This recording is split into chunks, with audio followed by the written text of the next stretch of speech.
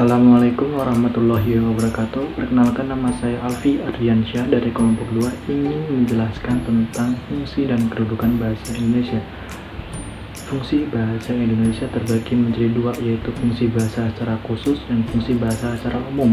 Fungsi bahasa secara umum yang pertama adalah sebagai alat untuk menyatakan gambaran, gagasan, maksud, dan perasaan, atau sebagai alat mengekspresikan diri.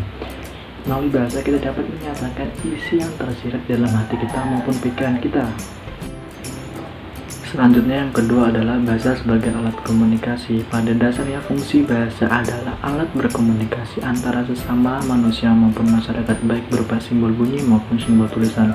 Ada dua cara alat berkomunikasi, yaitu cara verbal dan cara nonverbal.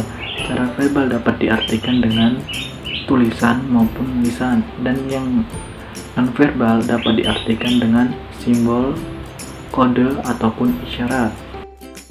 Selanjutnya yang ketiga adalah bahasa sebagai alat integrasi dan beradaptasi sosial.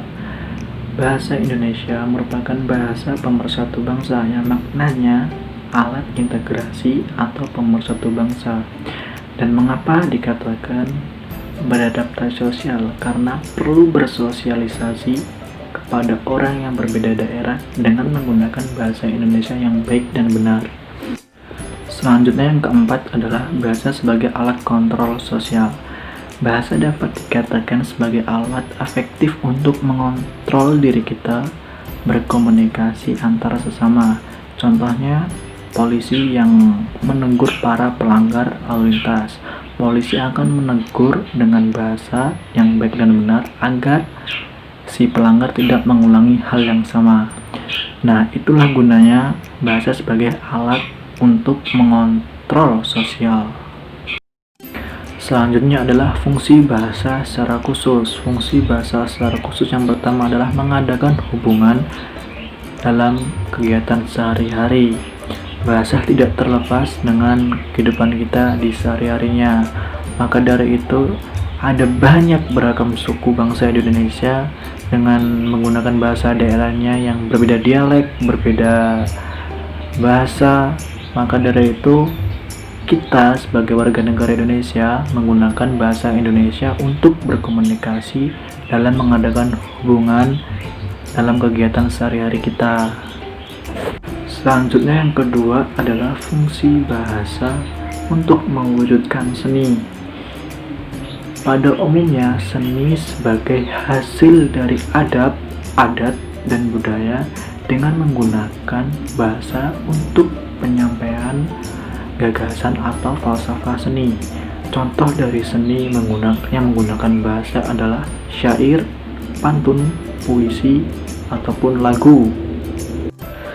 Selanjutnya yang ketiga adalah mempelajari bahasa-bahasa kuno. Dengan kita mempelajari bahasa-bahasa kuno, kita dapat mengetahui peristiwa yang telah terjadi di masa lalu. Tidak itu juga, kita mengetahui atau mempelajari bahasa-bahasa kuno, kita dapat menelusuri budaya-budaya pada masa lalu melalui naskah ataupun prasasti. Selanjutnya yang keempat adalah mengeksploitasi iptek. Tanpa adanya bahasa, iptek tidak akan berkembang. Nah, fungsi bahasa untuk mengeksploitasi iptek adalah sebagai produk akar budaya yang sekaligus berfungsi untuk berpikir dan sebagai alat sarana pendukung dan perkembangan ilmu, pengetahuan, dan teknologi. Selanjutnya adalah kedudukan bahasa Indonesia. Kedudukan bahasa Indonesia yang pertama adalah sebagai lambang kebanggaan nasional. Fungsi kedudukan bahasa Indonesia sebagai lambang kebanggaan nasional adalah sebagai alat untuk mencerminkan nilai-nilai sosial budaya yang didasari oleh rasa nasionalisme. Selanjutnya yang kedua adalah bahasa sebagai lambang identitas negara. Lambang identitas negara adalah yang mengarah pada penghargaan bahasa Indonesia selain bendera dan lambang negara. Bahasa Indonesia dapat dikatakan sebagai lambang identitas negara yaitu terutama kepada pemakainya, yaitu masyarakat, terutama kaum-kaum muda dan pelajar, agar bisa mengembangkan bahasa atau memakai bahasa yang baik dengan baik dan benar, agar bersih dari unsur-unsur bahasa-bahasa lainnya. Selanjutnya yang ketiga adalah alat pemersatu berbagai masyarakat yang berbeda latar belakang sosial dan bahasanya. Bahasa memiliki peran penting dalam masyarakat umum dan nasional. Berkat adanya bahasa, kesalahpahaman sebagai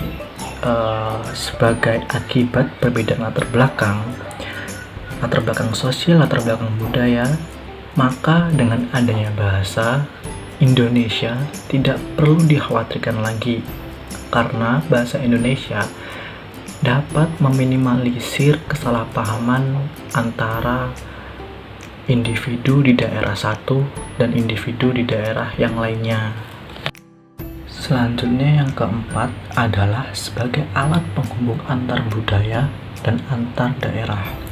Dengan adanya bahasa Indonesia, masyarakat atau seseorang dapat saling berhubungan untuk dari segala aspek kehidupan. Peningkatan fungsi bahasa Indonesia sebagai sarana keilmuan perlu terus dilakukan dengan adanya ilmu pengetahuan dan teknologi. Pembelajaran bahasa Indonesia tidak lepas dari membaca, menulis, berbicara, dan kemampuan bersastra. Membaca merupakan awal dari pembelajaran suatu bahasa. Pada arus globalisasi berdampak pada perkembangan dan pertumbuhan bahasa sebagai ilmu pengetahuan dan teknologi. Dalam arus globalisasi, bahasa harus berperan di dalam dunia persaingan bebas.